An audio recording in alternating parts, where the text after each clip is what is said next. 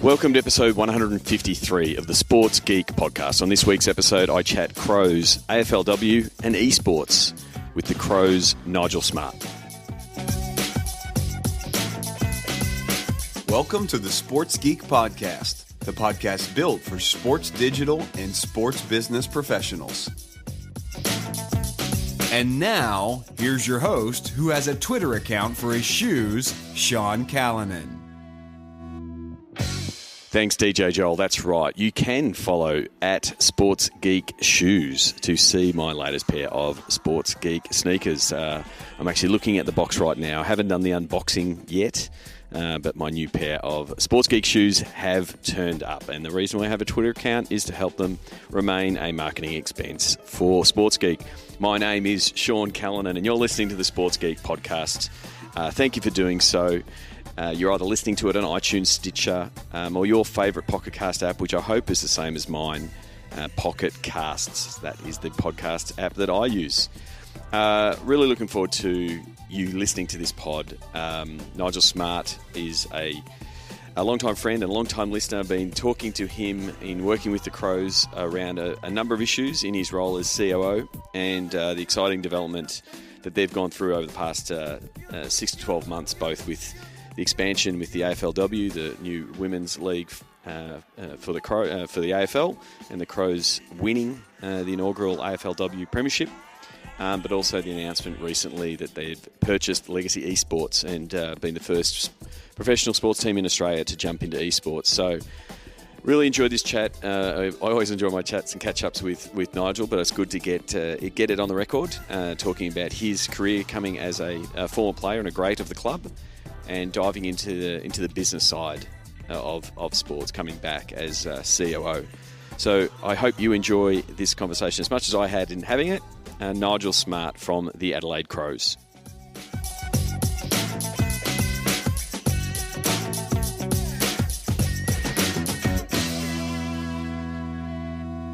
Very happy to be here in not so sunny West Lakes, Adelaide, home of the Adelaide Crows, with the Chief Operating Officer of the Adelaide Crows, Nigel Smart. Welcome to the podcast. It's great to be here. Thank you. Wanted to catch up with you for a number of reasons, and we will get to them in some of the things that we've been discussing. But before we get to that, I wanted to sort of dive into your background for the people who don't know, people listening in the US and the UK and Europe and the like.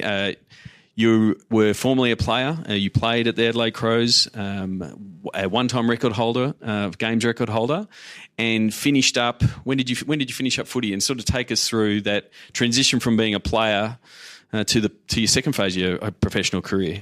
Yeah, I finished up playing professional in 2004. So was around 34 years of age. Played some 300 games. 70 games with South Adelaide before that. So had a long and very happy career with the Adelaide Football Club, 2 premierships. We had success, a number of coaches over that time. But transitioned out of football, and then really lost my way probably for about 12 to 18 months about, okay, what was my purpose? Was it the no structure, no going to the club this time, being told what to do, and having your 9 months of your year planned out? Is it that sort of had you a little bit lost? A little bit. Like the first 12 months was pretty good. I'd planned to go overseas. I lived in France with the family for 6 months in a little chateau. Came back to Australia and really found that my desire was to in corporate, not necessarily on a football side. So Yep. A lot of players are attracted to the media or to football coaching or involvement. Operations and that kind of thing. But for me, I'd when football was semi-professional, I'd worked for Toyota and Lion Nathan and wanted to progress that skill set. But I found myself really not having. I was corporately unfit. That's how I kind of framed it. And so I really worked out that I needed to just get back into the workforce and cut my teeth again. And pretty much had a desire of trying to get into a C-level position within the next 10 years after finishing football. And here I am now at the Adelaide Football Club sometime later. And so you were sort of talking, you're in that semi-professional era, so you were working while you were playing in a few different roles? Yeah, so the 1990s was very much semi-professional. I remember during the premiership seasons of 97 and 98, when we won the AFL premiership, that we were training 3 times a week at 5 o'clock, and I was working full-time for Toyota, setting up Toyota dealerships. So it was a great lifestyle, and it worked really holistically for me because you're working. I was mentally stimulated. We were training hard, but 3 times a week, 4 times a week wasn't too much. But around the time of 2000, Gary Ayres came in as coach, and the game changed. It was like, we are the major employer now, and we want to train at different times of the year, of the day, and therefore working full time was out. And I made a choice to play professionally for the last 4 or 5 years of my career. Yep. And so do you think that semi-professional sort of side of your life helped you leaving, so you weren't, coming out at 34, and never been at a 9-to-5 job, you knew how to do up a tie, all of those kind of things that sort of might seem small, but for a professional, athlete, especially in these days that are, 24/7 as a professional athlete? Oh, look, I've got no doubt that the period that we played, we were blessed in terms of having that ability to work and have some skills outside of just playing football. And whether that's corporate skills or communication, sales and marketing, they really kind of came with me at the end of my career. It took me a while, like a lot of players leaving professional sport. It is a challenge and it is difficult.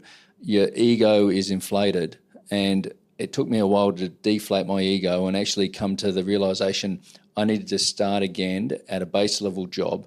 And I took a charitable job working with people with disabilities, and I was on a low wage. It was an entry level role, and purely took it to get back into the workforce and set up the habits and rituals that were going to be successful over a period of time. And so you're in that space, and like you said, you are going from the pedestal that is professional athlete to, I'm now going to workforce where all the skill sets and the adulation and the like that you're getting in this space doesn't apply to this world, but you have this goal of, I want to get to sea level. So what were other than taking the jobs and the deflation of the ego, what were some of the things that you did to say, well, these are the steps I need to make to get to that place? Yeah, well, it's probably I finished off my MBA. I had started it, but then it had stalled. But then finished my MBA, and it was probably just working hard, setting up a regime of getting up, getting fit again. I let myself go, so it was just getting back in the habit of fitness, education, and learning, and then applying that and working hard. And if you do that, I find that success just follows. So I went from a number of jobs over that period of time, and each one was a step up, more responsibility, more actions, more probably strategy as well, to the point where eventually I was a CEO of a children's charity before I then entered back into the Adelaide Football Club. And from that goal point of view, was it to be back in the world of sport and in back to the Crows, or was it just sea level overall, or was it a bit of both? No, it was sea level overall, but the period after football, I joined the Adelaide Football Club board, and I was on the board for 7 years, and it was quite insightful just sitting at a director level, and then having that interaction with management from the football club.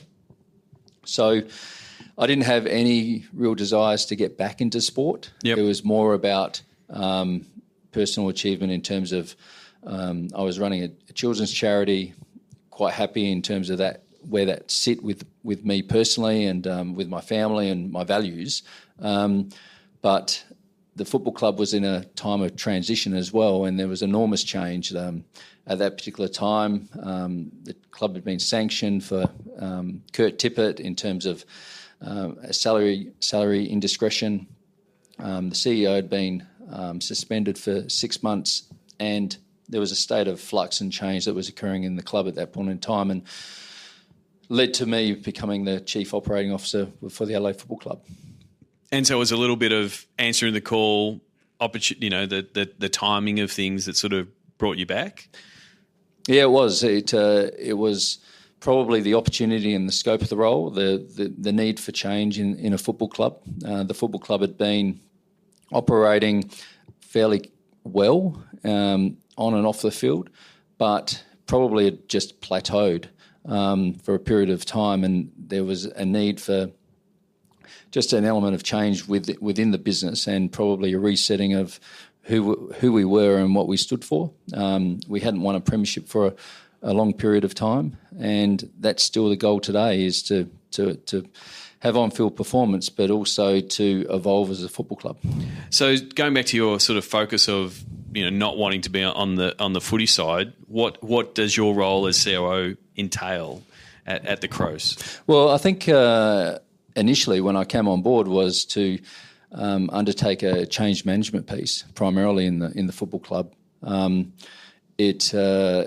Our performance against and the AFL benchmarks really well in terms of our commercial performance across membership, sponsorship, digital content, all the benchmarks. We kind of understand where we rate, and most of those were in the bottom half of the ladder. So the only real upside for us was our membership yield was fairly good, and our loyalty of our members. So we're also transitioning from one stadium to Adelaide Oval at that point in time. So we had a transition piece to Adelaide Oval, plus the resetting of performance, because from a club point of view, we really wanted to be in that top 1 to 4 clubs, within the league, and that's across every benchmark that we could have from a commercial focus. So membership and sponsorship were the two big pools of revenue for the club. And if we look at the club's revenue in a really simplistic format, we have an AFL TV broadcast distribution check that we get. We have sponsorship and partnerships as another bucket, and then we have membership and ticketing. So we're a very traditional club, but all of those had probably lagged, and we needed to have better performance. So my job was to come in and to probably just start that process of identifying what areas needed to improve, and how were we going to improve collectively and individually. And I mean, it is good when you can benchmark yourself against other teams and other clubs, and in the league. We're working in different geographical regions.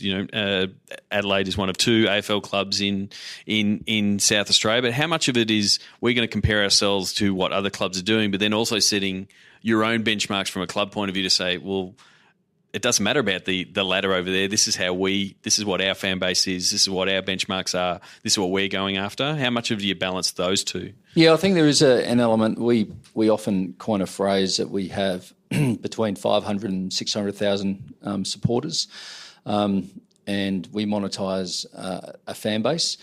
There's that element of focusing on that fan base and really having that kind of engagement with that fan base. But at the same time, it's nice to have an understanding about how you are benchmarked with your competitors, even though their fans are never going to follow you as a team, and vice versa. We have to build out our fan base and then work out, we have about 70,000 members now. We have an average crowd of 48,000 in a 52,000 seat stadium. We're tracking really well, but at the same time, one of the issues about improvement is we've now got a counter issue where most of our traditional streams of revenue are almost like tapped out. We have a full stadium, which is quite unique in Australian sport. It's about where does future growth come from, and that's one of the challenges we're facing at the moment. And it presents its own problem, because you've got a full stadium. It's like you said before, extremely loyal. So because it's a full stadium, extremely loyal, they're an aging, fan base, and so then the next challenge is, how do we engage that next fan base and that the kids and bring them on board, because they're going to be knocking on the door saying, let me into the stadium. And everyone's like, no, we're full. We can't get them in. So that becomes one of your challenges. Yeah, we have a schools program where we engage with the local school community. Our target is about 200 odd schools and about 50,000 kids, and that starts a process of engagement of they're usually years 3 to 7, and it's a positive psych program that we run in schools. It's very, very popular, but at the same time it allows us to then start to have that engagement with a child and look, they have then a choice about what team they want to follow in the AFL, and hopefully it's the Adelaide Football Club. But we do have that issue. We have 44,000 season ticket holders, very loyal, 11 games. We have an 11-game home season. And then we run about a model of 6,000 to 8,000 daily tickets. We've got games coming up and they're going to all sell out.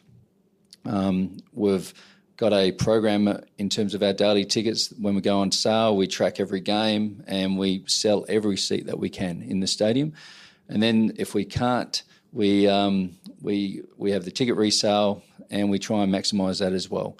So we're really trying to squeeze the lemon in regards to the stadium environment at Adelaide Oval. It's a new stadium. It's in its 4th season. It's done really well. We probably haven't seen the drop-off, and our show rates in terms of our members has been really strong.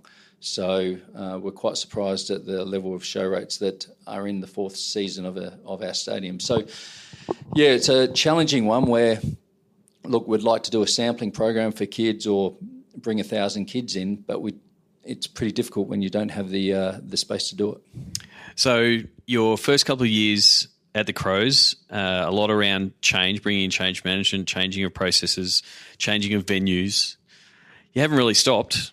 The last 18 months has seen a lot of developments. AFLW launched earlier this year.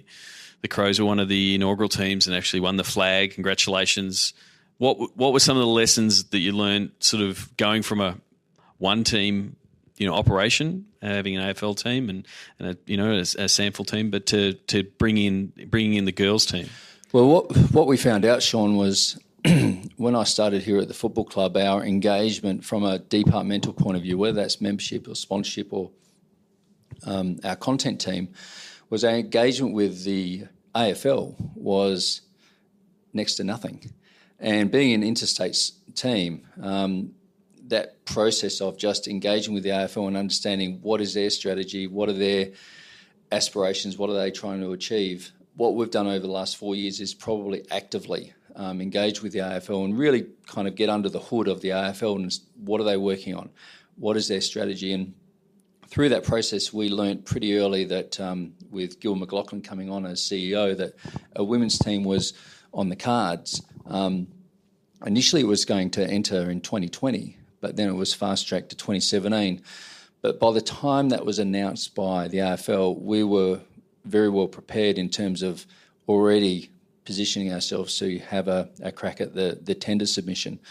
But what we learned from the AFL was South Australia had a massive problem, that we only had 6 girls really that could make an elite team. And with a team of 16, we were well short. So it was the AFL's intention probably that based on talent and based on the lack of pathways, the lack of development of girls, because in South Australia, if you get to about 10 to 11 years old, you can play football as a girl, but then you stop. Yep. And then you re-enter in under-18s into open. So the pathways hadn't developed.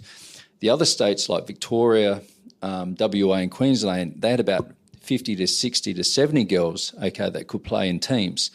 So we knew that all those states were cherry ripe in terms of having a team, but SA was going to miss out. And because of that basis, we then, through Michael Solomon in AFLNT, started to talk to them about maybe the sharing of this team in terms of talent. We knew the NT had about 12 girls that could make a team. And so that started a conversation about us forming a strategic alliance, which we did. Yep. And then we pretty much presented that to the AFL, and through our tender submission landed a licence for the Adelaide Football Club, which is a great result. And so for the people who don't know, with Nigel talking about the AFL I guess the alignment and being more closely aligned with them, they're based in Melbourne, where the majority of the AFL teams are based in Melbourne. So it is something. Yeah, you've got to put in that work to have that. You've got to be proactive because if you aren't, you just won't hear from the AFL. That's no disrespect to the AFL. It's just they're very busy, and you've got to be on the front foot and engage with them as in every department. And so, I know working with the guys in the content team and stuff, the challenges that, hey guys, there's now going to be a 8-week season in the middle of January, just as you're starting to ramp up your season. Again, what were some of the lessons learnt, just trying to get through that first AFLW season? Because rushed is probably a bit too strong, but it came really quickly. It came really quickly, and there wasn't time, and all the rules and the way it was going to run, the fixture, the setup, there was a lack of information, and the AFL was trying to work it out, and clubs were trying to work with the AFL in trying to work it out. So there was uncertainty, but what did happen was there were lots of things that we didn't know. We didn't really know from a content point of view how many articles on the girls should we have compared to the guys. Yep. We're a $50 million AFL business, and a lot of that's generated by our men's team. So I remember having conversations with the content team about whether we should do one article on the girls compared to 9 articles on the guys. But there was unknowns in the market of how the market would accept this. Was there a market? Was there any fans for the women's game? We had fans by association. There were a lot of unknowns, and primarily as the season approached, and even that first game, I remember our first game was at a local oval called Thebarton. We didn't know how many people were going to turn up, how many, what to cater for, the match day experience. All things that you're very comfortable with in the Adelaide Crows environment. You know how many people are turning up to Adelaide Oval. There's 48 to 52,000. We know how many volunteers are going to turn up. We know that the banner's going to be held up for the team to run through. It was really interesting. I got a note from Andrew Fagan about 11:45. The game was on at 4:00, and GWS had just forgotten their banner.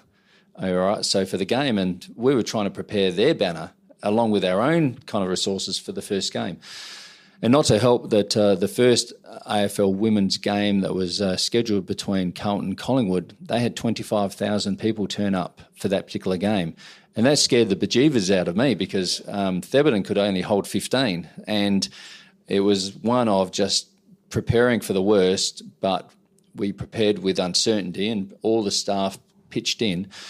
And through that process, we got through that game, and 9,000 people turned up, and a lot of them, a big chunk of them, 60% of them were women.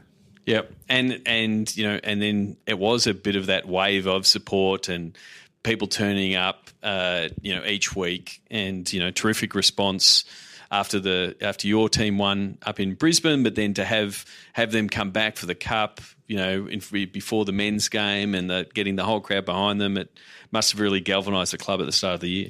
Oh, look, for us it was growth. It was commercial growth, there was membership growth, but for me and probably the way I'm looking at it, we had the main elite women's team, but underneath that, in our local market of Adelaide, we had enormous growth in terms of female participation. I think 80 to 90 new women's teams sprung up overnight.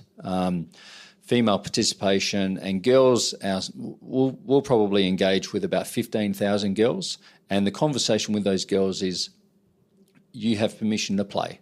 Yep. And we are the Adelaide Football Club, and if you progress and perform well, you can play for us. And that's the conversation we're having with girls, which is growth on a massive scale. I mean, and just to put that in context, the people who are in the participation game, to have 80 or 90 teams just spring up overnight, that's 25 to 30 people on it each team that have just started playing. And all their families come to the clubs and the local community, and it starts a conversation about AFL, diversity and women. It's a broad agenda, which is, look, all credit to the AFL and all credit to, the guys here that made it all happen. So that's a bit of an experience of building out a new team, and seeing how the your team, your internal team, business side can stretch to help cater and cover that. It nearly broke a few people too. Yeah, well, that's the thing. You are in this process of you're about to start your AFL preseason and those kind of things, and there's the way that you've always done it, and then you've just layered another whole pile of different work, whether it be the volunteer, the game operations, and those kind of things, and the content digital side. But when the fans are putting their hand up and saying, "Hey, we want to be part of it," it is a big win for the club. Then the next, I guess, foray and sort of the next step is the Crows being the first Australian team to dive into esports. Yeah, with your acquisition of Legacy esports team. I know you and I have been sort of talking about the concept and esports and bouncing backwards and forwards in our conversations.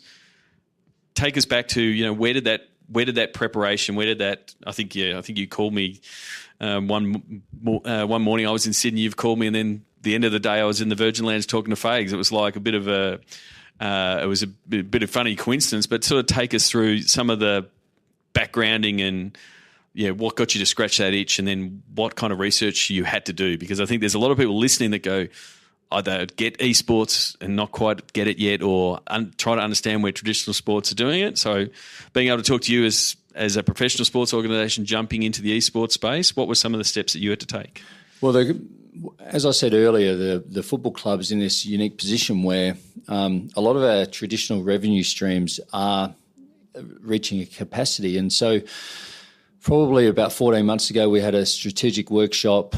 We brought the whole team together and really came out of that workshop about what does growth look like for the future, and what areas should we cover off. And esports it's a bit like on a little whiteboard, esports, and someone written it up there as a opportunity to explore. And I'm not quite sure why I took it on, but since that date, I think I've spent nearly every day, and this is part of this setting up rituals for success, at least 20 minutes to half an hour on esports. Yep. Just trying to know as much, understand the systems, what's happened globally, how it's changed over time, what are the big publishers doing, what are their strategies. And so every day it's been one of either listening to a podcast, you've had esports on here in the past, seeing it in conferences, people starting to talk about it. But it's been a daily kind of obsession of, okay, I need to get my head around esports. It is a complex subject. Yeah. It's quite foreign. And so just to give, have you ever been a gamer? No. If given my age, okay, it was probably Atari. And a bit of Donkey Kong, maybe a bit of Oil Panic, perhaps. There are game titles that, but at the moment I play Overwatch with my son, yep. So that's one that we are playing.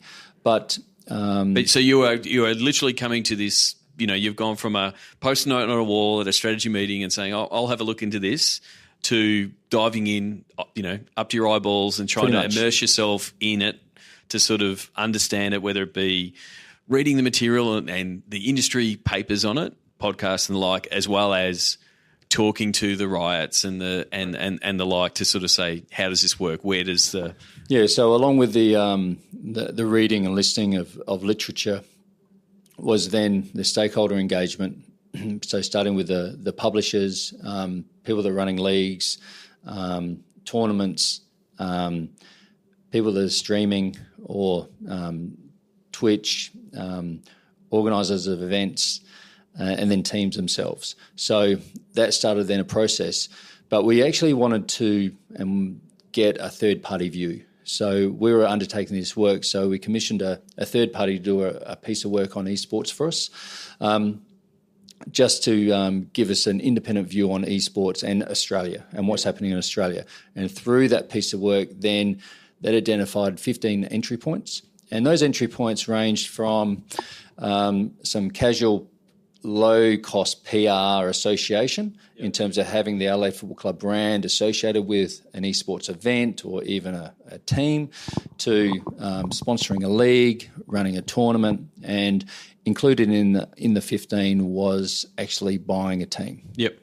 And even that has different variations. It's, we buy a team and how do we rebrand it, or we just speak to someone and we obtain a new license and start from scratch. Correct. So that gave us some comfort, and the person that undertook that research was not a gamer. We actually steered clear of someone who was too close to the topic. Because there's so much hype in that space. There is, and we got someone who was quite pragmatic and a straight shooter. And even at the end of the report, that person there's something in esports that was attractive and there was an opportunity, but it's probably delving in deeper to really understand that. And through then, it gave us some confidence to actively work through those 15. And in the end, the decision was to purchase Legacy Esports as a recommendation. But then we had to present that to the management team here, but also the board of the Adelaide Football Club, who are a very traditional board, and like many sports teams. Not many gamers on the board? And not many gamers at all. And so it then started that process of getting the board understanding the opportunity and understanding the why and why esports, and taking them through that process. And I think many organisations would be in a similar place. Like our board are very astute, they're very savvy, but esports is for them, it's foreign. Yep. And therefore you have to actually take them through a journey, and we got through that journey to actually get board approval and make the purchase. And part of that is sort of boiling that down into language that they can understand. And so they understand audiences, they understand fan bases. And I've said this on the podcast, when I look at esports looks exactly like sports did when I started Sports Geek. I'm there as a geek and looking at all the sports teams and going, guys, all the fans are over there. They're all over there on Facebook and they're using Twitter. And I'm like, that's the opportunity. Go, and I look at esports now, it's almost the opposite. They've got all of these fans, but they haven't got the systems to sort of rally them together and monetize them. And that's where I think the professional sports background and the skills of monetizing fan bases, which teams do so well, that overlays into esports so perfectly, whether it's merchandise, whether it's, sponsorship and partnerships and bringing them across. That's what professional sports have done for many, many years, and done, got better and better out of the last, years. And that's why I think, seeing a bunch of different pro teams sort of dip their toe in the space. Yes, it's a completely different, different audience. You're not going out saying all of these fans will become Crows fans, but they might. But it's a massive audience that you can now start attracting and talking to. Yeah, one of the really attractive elements with Legacy is the founding shareholders who are started up Legacy. They're playing League of Legends as a team. Yep. They're still involved in the team. Yep. And they're on the performance side. So they're on the front end. What we bring as a football club is really that back end in terms of looking at the content strategy, the merchandise model, the commercial partnerships, and really probably giving some robustness, to underneath Legacy. So we're working through that at the moment, and it's quite dynamic. It's really interesting, but it is a journey. So give people again some of the bit that people don't understand around esports is that you bought Legacy. And Legacy are a League of Legends team, but they're more than that, because it's effectively, and I use the analogy like with Barcelona having a football team and having a basketball team. A lot of esports teams don't just stay with one publisher or the one game. They have teams in multiple games. How does Legacy's team break up, and what do you support?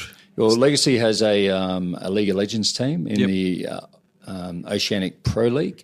They also have a backup or reserve side in the Oceanic Challenger series. So there are 10 to 11 players that formulate League of Legends. So that's League of Legends. So Riot run a league here in Australia. We also have a Counter-Strike team. So Valve, they run a Counter-Strike, but Counter-Strike runs differently. They don't have a league. They run tournaments. Yep. So I met the Counter-Strike team last week, and the conversation with them is, what does success look like going forward? We also have a Smite team, similar to League of Legends, but we have a Smite team, we have a Rocket League team, and we have one Super Smash Bros player who's currently in California for the next 6 months doing some training. So we've picked up Legacy, which is around 24, 25 players, and we're building out now the various models and working with them in terms of performance. So we've started talking about nutrition. We have a gaming house in Sydney that the League of Legends main team operate from. That'll be like a test case for many of the programs that we'll run. So nutrition program will start there, and then we'll build it out to the other teams. We're looking at a strength and conditioning program, a mindfulness or resilience program. So many of the things that we're running as a high-performance elite sporting organisation, we're starting to have that conversation with Legacy. But we're very respectful of where Legacy is at the moment, and we want to add value. Yeah. It's not, this is the way we've always done. You should do it this way. It's very much working with Legacy and the players and understanding their needs and desires, but at the same time working out what does the strategy hold for 2018. Because when you look down each of the teams, the League of Legends has its own fan base, as does Counter-Strike, as does Smite, and therefore you're dealing with these systems where it needs its own content strategy, and you've got to pull all those together. Yeah. So again, for people who are trying to get their heads around it, and if they're Googling these words now and trying to figure it out, to give a sports analogy, it's like saying, "Oh, this is our team, and we've got an NBA team, an NFL team, and an MLB team, and an NHL team." And you're right; they might cross over, they might not, but they are different types of fan bases, and that's what you're seeing with all the different leagues or games. And at the moment, the way that the esports landscape is, you don't know where you don't know which of those games are going to have that hockey stick growth. And the recent review of Mary Meeker's stuff, and looking at the esports evolution. 2009 League of Legends was founded, and released, I should say. 2016, 43 million people watching it at in a full Staples Center. Yeah. Like that's ridiculous. And so, what will be the next one? And the opportunity when you've got your own team, if another game comes up, it becomes a talent play. You've got to go find the players for that thing. But you say, we're going to have, if Donkey Kong Jr. is coming out, and again, I'm showing my age and my gaming capacity, right? But you can say, we're going to set up a team for that new publisher or for that new game, because that's a new hot game, because you'll have the infrastructure and yes. the like. And I think the other version for us and for the listeners is this team allows us then from an AFL perspective, we have a broad multi-dimensional international strategy for us as a club, and we also have a multicultural strategy. Having an esports team is an extension of both of those. Yeah. So at the moment, our League of Legends are playing in Rift Rivals, so they're in Vietnam. That's the first time an Adelaide Football Club team is playing internationally in a professional series. Yeah. No one's really talking about that. We haven't made a song and dance about it. Our traditional audience probably doesn't even know that. But it's, for me anyway, that's an important milestone that we'll celebrate. And I think international extension is part of that dynamic of owning an esports team, that whether it's League of Legends or Counter-Strike, you can actually have a brand extension that go beyond the borders that we're in here in Australia, and you can play internationally and compete. Yep. And I think, the obvious one from a pro to esports is that sponsorship extension. As the buzz for esports continues to build, and people say, and then their sponsorship managers going, "Oh, hang on, we've got to get part of esports," and it's like, well, Well, you can now take your sponsors on that journey in the same way you had to do it with your board, had to do it with your staff. You can now help explain that story to your sponsors to say, well, this is what the space is, because esports has got lots of sponsors in the space of, the materials that are being used, the mouse pads and all of that kind of stuff. But it's the, non-endemic sponsors that are coming in that are saying we need to figure out how this space, works, and the fact that you can sort of broach it to them in the language that they know from traditional sports, but then also explain to them why they're in that space. Yeah, and when you look at the market or market sizing in Australia, you soon learn that most of them are under 30 in terms of gamers. They're either watching, they're either participating, or they're doing both. And there's about 1.5 million in that core audience, okay, that are watching or participating in gaming. So for us, it's one of, hopefully, we can put a narrative together that will be the esports club of choice for that audience segment that is quite a difficult market to reach. Yeah, the ever elusive millennials. The millennial market. So for us as a football club, it's an innovative play of an extension to them. And yes, we've got the first to market opportunity, but I don't think that will last long.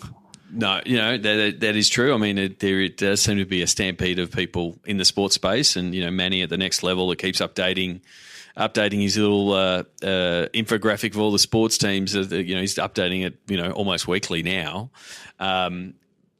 Because you're now effectively both an esports champion inside the Crows business, but also in the sports business. What's been the feedback, and what are people asking you, in the sports, going, Smarty, what's the go? What's the go with this esports thing? Why, I don't understand it. What's been your response to those type of conversations, whether it be in AFL world or, non-AFL world, people going, I see you bought the esports. I don't understand. There would be a lot of confusion, I would have thought, from people coming up to you. Yeah, it's quite difficult sometimes to answer that question because one, those particular individuals may not really have a concept of what esports is. So you're answering it from a point of trying to give a really basic explanation that it's a sport. It's usually got 5 players on a team, and each of those have a role, and they're playing another team, and simplify it that way. Or they're wanting to know probably more from a club point of view, what's the rationale? Yeah. And I have to explain to them that for us it's about growth. It's about generating new conversations with new partners. It's about commercial growth. It's about an extension, to the millennial fan base, because although we have 70,000 members, between the ages of 12 and 30, our membership portfolio really dips, where they leave and basically come back when they're around 30. So the millennial market in esports kind of fits quite nicely in terms of a segment that we're not necessarily reaching through our traditional means. So for that reason, that's another bonus for us. So it is a mix of explaining or having the argument on whether it's a sport, right? Which is, it's like that's always the debate. Like, I grew up watching, Michael Jordan, and I did most of that through the TV. I didn't get to see him in real life, and now you've got 43 million people watching people play League of Legends, and to them, the people who are behind the controllers that are controlling them are the same because they're showing the same skill that a Michael Jordan or a Cristiano Ronaldo do. So to me, that's the sports argument. You sort of say people idolise athletes, people idolise and follow, particular gamers and players, and it provides that. The other thing is it provides, where it's really like sport, is it provides that live element. Like live is the only thing that's getting people to tune in, and the numbers of, for Twitch and the amount of engagement, the amount of people are tuning in and watching, and the length, that was one of the big takeaways when I've been chatting with Tom Halls, is that the people would sit down and watch it for 3 hours, and then the engagement of people who are playing, we talk about this second screen experience and watching TV, and we've got our phone out. I think Mary Meeker's slides, the director of Rogue One, he goes, when I'm playing a game, I don't even think about my phone, right? And we don't get that level of attention anywhere else. And so the fact that it's getting so much attention is getting the eyeballs and the attention of people, it makes it super valuable. It's one of those things when people ask me about esports, it's going back to that question. Yeah. Sometimes I say, have you heard of Twitch TV? And often they haven't. And then that is starting a conversation. And often I just simplify it where I'll go to my mobile and I'll click on the Twitch app, and then I'll pick a game like League of Legends and I'll say, this is how many people are watching League of Legends right now. And not only are they watching it, they might be subscribing and donating, to this particular streamer or watching this particular competition. Yep. And once you start talking like that, people are starting to understand, there's an audience. And the audience is not necessarily here in Australia. They're overseas, but they're fans of League of Legends, or they're fans of particular players or particular teams or watching tournaments. A lot of them are just watching, and they don't participate. And really for us, it's an extension of how do we engage with that and how do we build out the fan experience. I keep going back to how do we, as a legacy, esports, build the fan experience. Yep. And that's where we are right now, in terms of taking an esports team from where they've come from formation to getting it to a point in time. Now their association with us as the Adelaide Football Club, how do we build that model out? So generally everyone wins. Yep.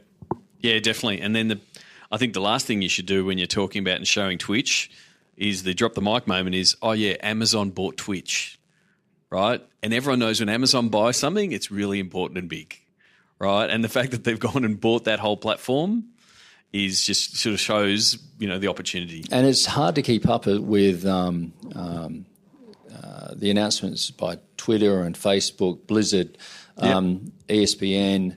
They're coming out fairly regularly in terms of massive deal that that Riot did with Major League Baseball Advanced Media with BAM about doing the streaming.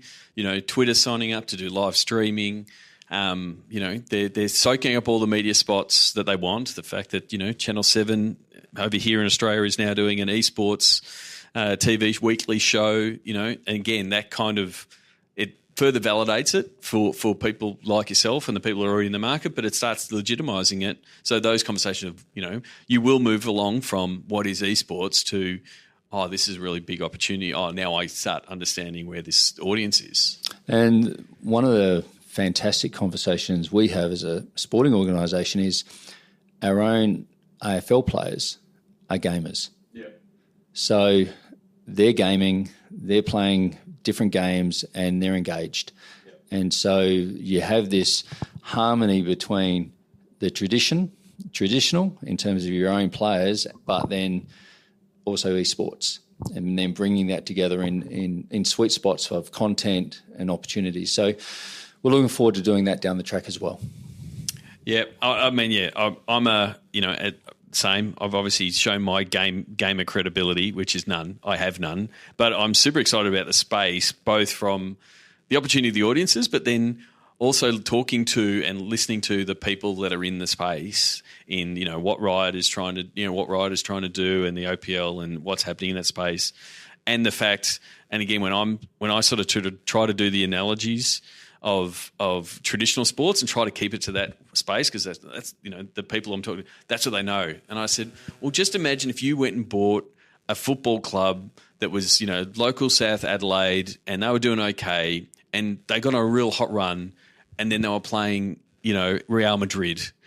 Because that can happen in esports, in a tournament type of thing. It's like that can't happen in any other sport. As an example, you start a local basketball team, and then 3 weeks, 3 months later, you're playing against Steph Curry and Kevin Durant. That can that type of that fairy tale story, Cinderella. That can happen in esports, and it's that international exposure of it. It's not by boundaries. It's super. The Asia Pacific region is a real massive region for esports as well, but that's the international opportunities, the real massive upside for mine. Well, every team has a ranking, and so if we look at Counter-Strike for an example, the aim for us and Legacy is for Legacy to move up the rankings and to be a very competitive team in Counter-Strike. At the moment, if I looked on various websites, we're ranked around 100 in the world. So that's your benchmark.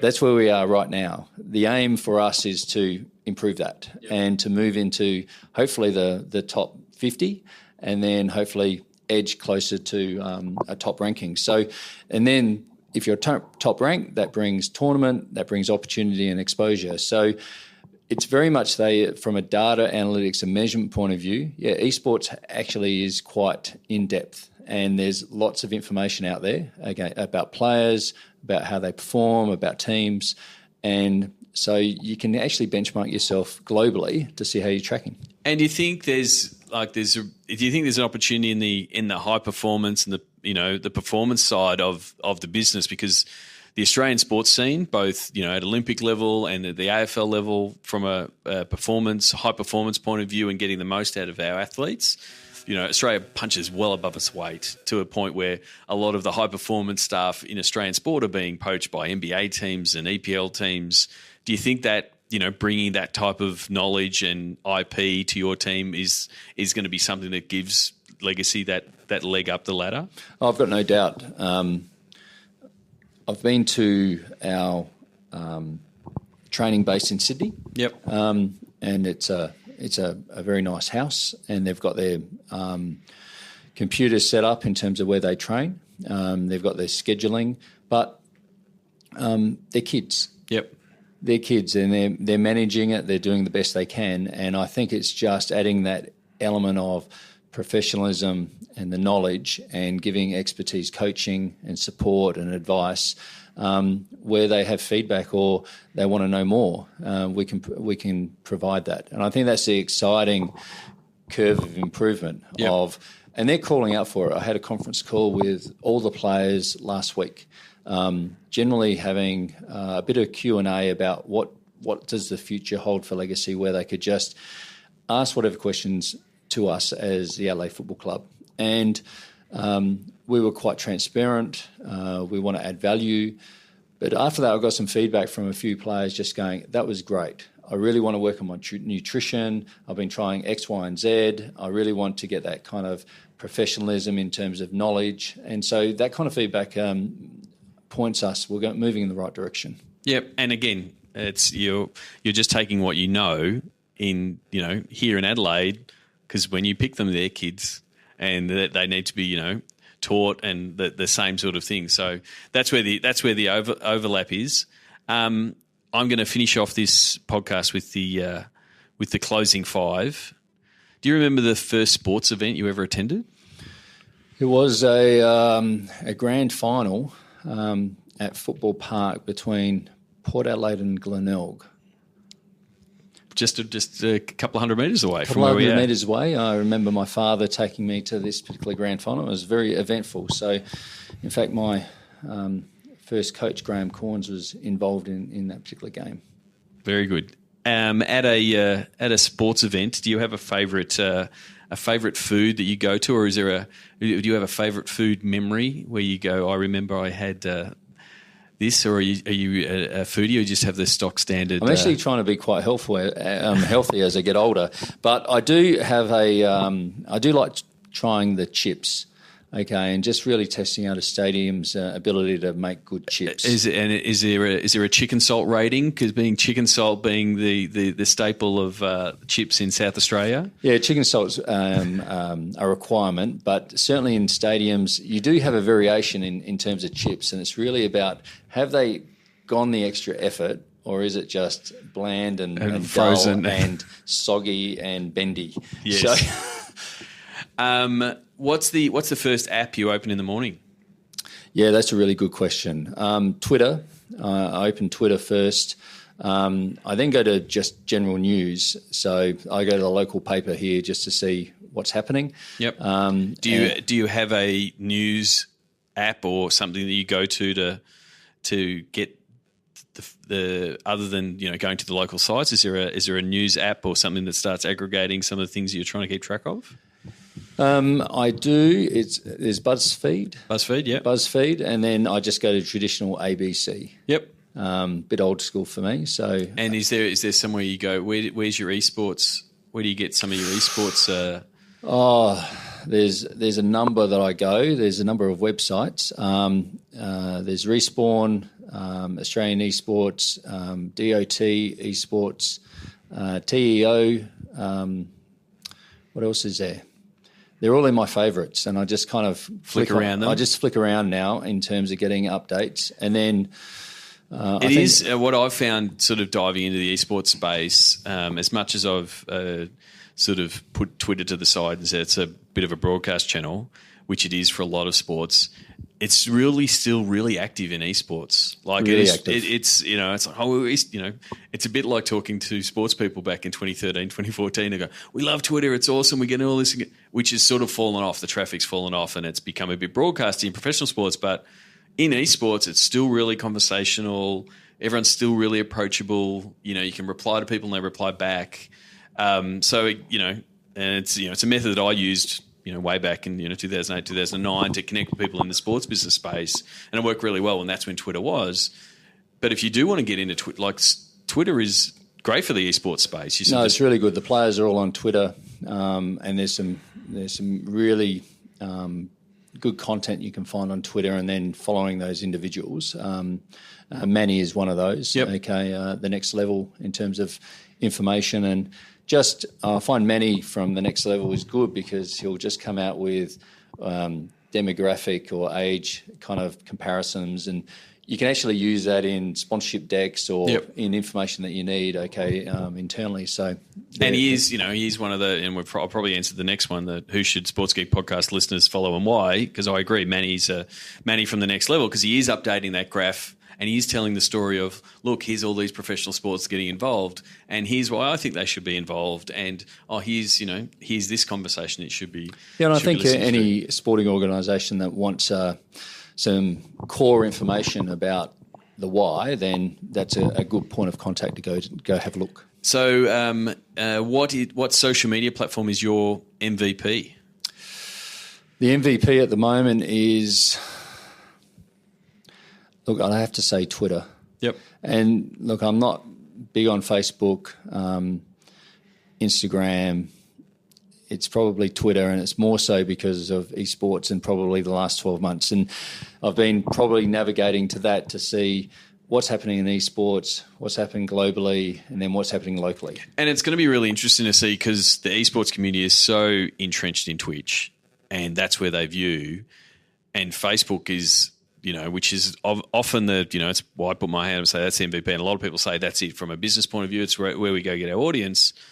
They've got 2 billion fans, but they also know that all the gamers are watching over on Twitch. And so, the fact that they've gone and chopped YouTube's audience in the last four years by chasing their video, it's going to be really interesting if they put a target on Twitch and say, well, Blizzard are going to do live streaming on Facebook or Riot are going to do their tournament, or that kind of thing. It's going to be interesting to see, whether that changes, whether esports follows the path of traditional sports and saying, yep, Twitter's great, we can push our content out, but Facebook's where our fans are, and that's where we're going to start engaging with them. Or, as we're seeing Twitter pivot a little bit to be more of a media company, they might go, well, actually, this works perfectly. We can watch the game, we can have the tweets flying by.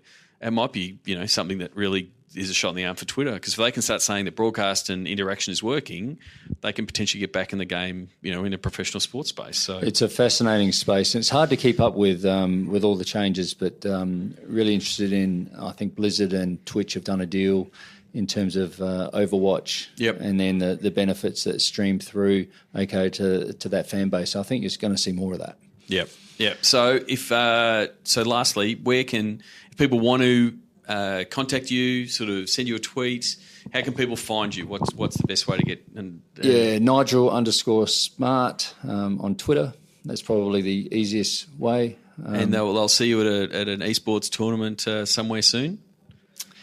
Yes, I'm trying to go to. I'll be at the Overwatch championships in Sydney later on. Yep. So that's in about a month's time. So I'll be attending there, and any competitions here in Adelaide, I go on the weekends now to see Legacy play. Yep. But any of the big comps, I'm not in Vietnam, but any of the big comps, I'll try and have a look. And really, the IEMs or ESLs that are running those big tournaments, it's more about then soaking up one from a viewpoint of how they're putting it on, what's the crowd, and how they're engaging with that fan base. Yep. Well, I will wrap that up. Thank you very much for coming on the podcast. Best of luck for the rest of this season with the Crows, obviously, and best of luck in the continued journey into esports. Oh, it's been a pleasure. Thank you, Sean. Join over 1,000 sports business executives in Sports Biz Slack. Go to sportsgeekhq.com/Slack. Thanks again to Nigel Smart. You can send him a tweet, Nigel_Smart. Connect with him on LinkedIn. The links will be in the show notes. And keep an eye on his Twitter feed and what he's doing, and definitely follow some of those recommendations like Manny at the next level around if you want to start diving into esports and understanding a bit more. I really loved his tip on how he sort of immersed himself in it, and it was really half an hour a day. It is the classic one. I think what's the fable? How do you eat an elephant? It's one bite at a time. And so, just taking in a little bit more every day, start immersing yourself in the scene. And I think that is the best way, and it is really the only way to dive into new markets like esports. So, check it out. Let me know your thoughts. Send me a tweet at Sean Callanan, or join us in the Sports Biz Slack community. As I said before, the esports channel on the Sports Biz Slack community is one of the most active channels. And that's about it. I'll be travelling later this week. I'll be heading over to Atlanta and catching up with people at SEAT 2017 in Atlanta. So I hope to catch up with a few podcast guests and also lock down a few more. If you do see me and you are a listener to the podcast, you know the rules. Tell me you're a listener to the podcast, and I will buy you a beer and shake your hand, and happy to take a selfie or chat to you about sports digital. Until that time, my name is Sean Callanan, and you've been listening to the Sports Geek Podcast.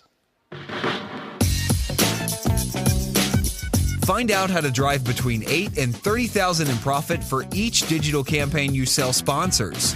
Check out sportsgeekcampaigns.com.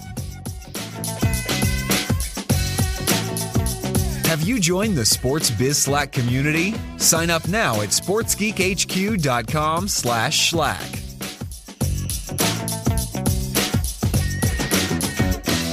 Thanks for listening to the Sports Geek Podcast.